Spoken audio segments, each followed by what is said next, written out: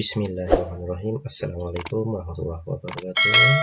Anak-anakku yang saya banggakan, semoga kalian semua dalam keadaan sehat walafiat dan bahagia selalu. Pada pertemuan yang lalu sudah membahas tentang laju reaksi, cara menghitung order reaksi, mencari nilai K, dan menentukan persamaan laju reaksinya. Pada pertemuan kali ini akan membahas tentang faktor-faktor yang mempengaruhi laju reaksi. Ada 5 faktor yang mempengaruhi laju reaksi. Yang pertama, luas permukaan. Yang kedua, konsentrasi. Yang ketiga, tekanan. Keempat, suhu. Dan kelima, katalis. Yang pertama, misalkan saya memiliki bahan-bahan kimia, punya bahan seperti ini. Maka permukaannya ada 6 permukaannya, ada 6 sisi, atas, kanan, kiri, depan, belakang.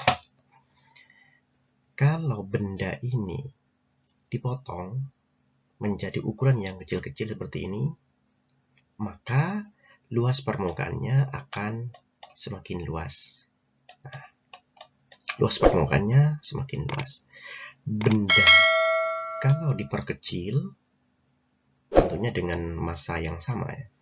Kalau diperkecil akan menghasilkan luas permukaan yang semakin luas. Nah, jika bahan-bahan kimia tersebut semakin luas permukaannya atau semakin halus bentuk bereaksinya, maka semakin besar bidang sentuhnya dan peluang terjadinya reaksi akan bertambah. Dengan demikian, semakin besar luas permukaan, laju reaksi semakin cepat. Berikut ilustrasinya.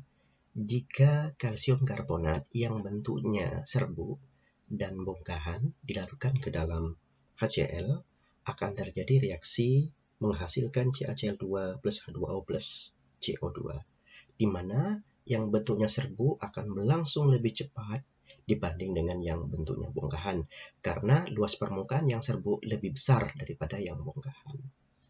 Yang kedua, pengaruh konsentrasi bereaksi terhadap laju reaksi. Semakin besar konsentrasi, semakin banyak molekul bereaksi. Dengan demikian, semakin besar konsentrasinya, laju reaksi akan semakin besar pula. Berikut ilustrasinya, pengaruh konsentrasi terhadap laju reaksi. Disiapkan 3 jenis larutan HCl, yang pertama 0,5 m, 1 m, dan 2 m. Lalu, ke dalam larutan tersebut masing-masing dimasukkan seng, Zn. Sehingga terjadi reaksi kimia menghasilkan ZnCl2 plus H2. Lalu kita ukur waktunya. Untuk yang 0,5 m, 1 m, dan 2 m. Lalu kita catat waktunya. Dengan demikian, diperoleh catatan waktu. Untuk yang 0,5 m berlangsung selama 9 menit 27 detik, yang 1 m berlangsung selama 1 menit 43 detik, dan yang 2 m berlangsung selama 33 detik. Dengan demikian, semakin besar konsentrasi, laju reaksi berlangsung semakin cepat. Yang ketiga, pengaruh tekanan.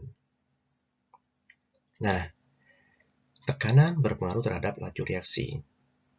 Benda yang A ini memiliki tekanan yang kecil jika dibanding dengan benda yang B.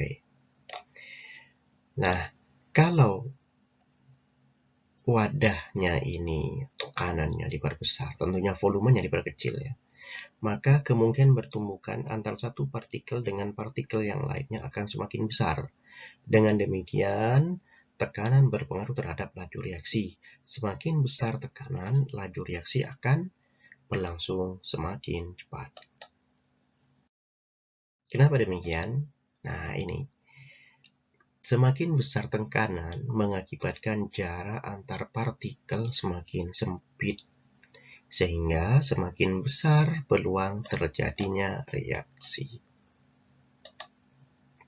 Selanjutnya, pengaruh suhu.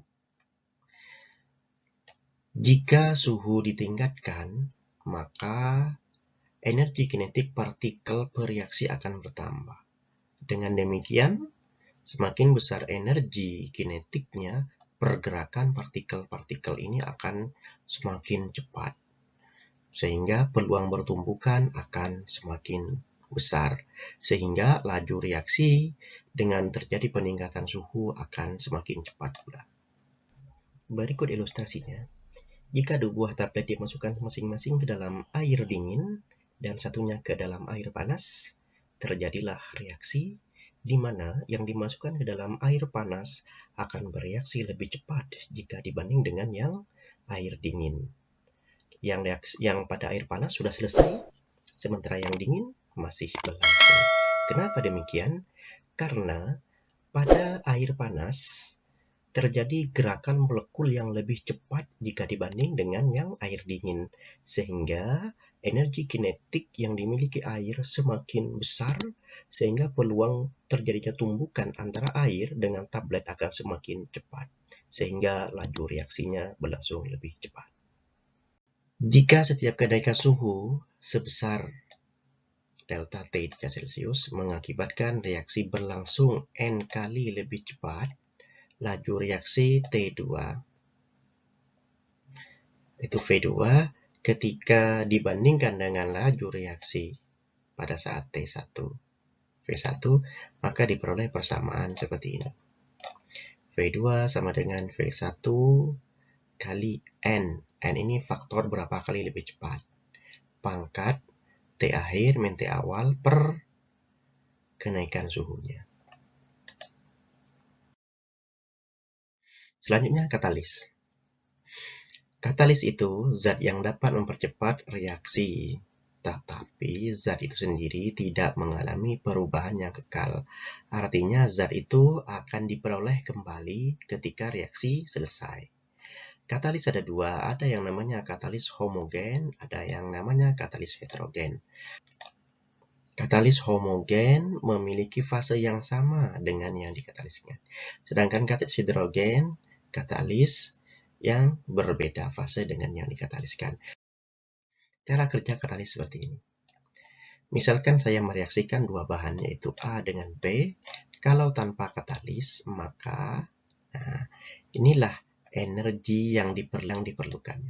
Namanya energi aktivasi. Energi pengaktifkan dari bahan-bahan kimia agar terjadi reaksi antara A dengan B sebesar ini. Namun, dengan adanya katalis, maka energi aktivasinya akan turun. Dengan demikian, katalis yang efektif akan menurunkan energi aktivasi.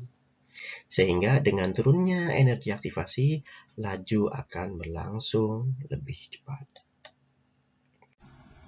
Berikut ilustrasinya. Jika gula batu dibakar di atas pembakar spiritus, maka susah sekali terbakarnya, bahkan dia berubah menjadi cairan.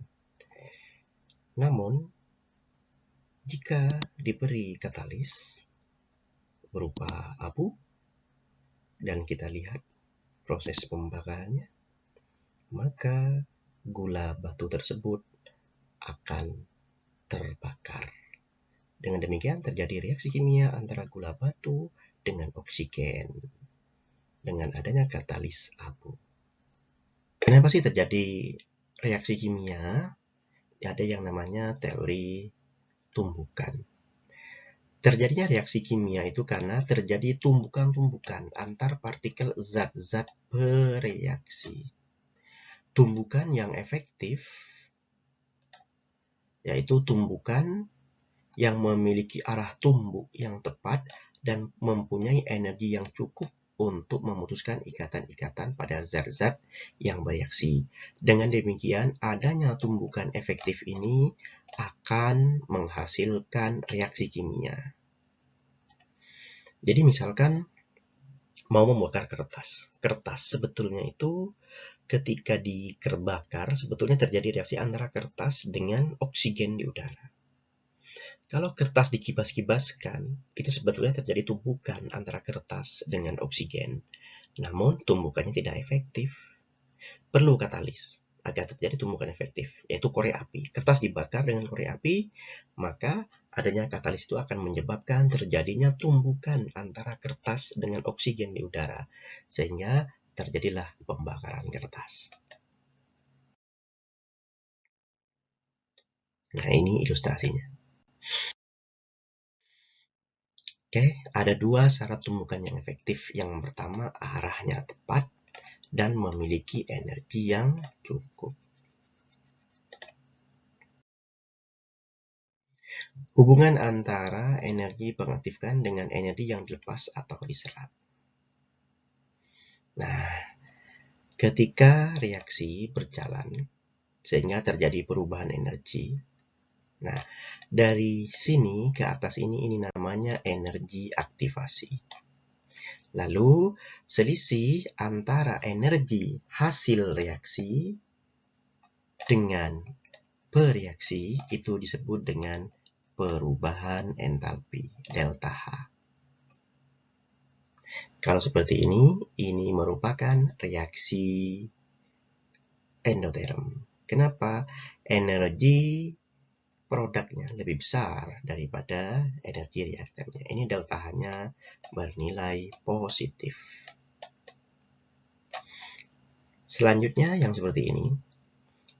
Ini reaktan mengalami reaksi sehingga terjadi reaksi kimia dan jalan energinya seperti ini. Sampai di sini ini namanya energi aktivasi. Sedangkan selisih ini produk di sini. Antara bereaksi dengan produk dikenal dengan delta H. Karena energi dari produk ini lebih kecil daripada energi reaktannya, maka ini dikenal dengan reaksi eksoterm yang nilai delta H-nya negatif.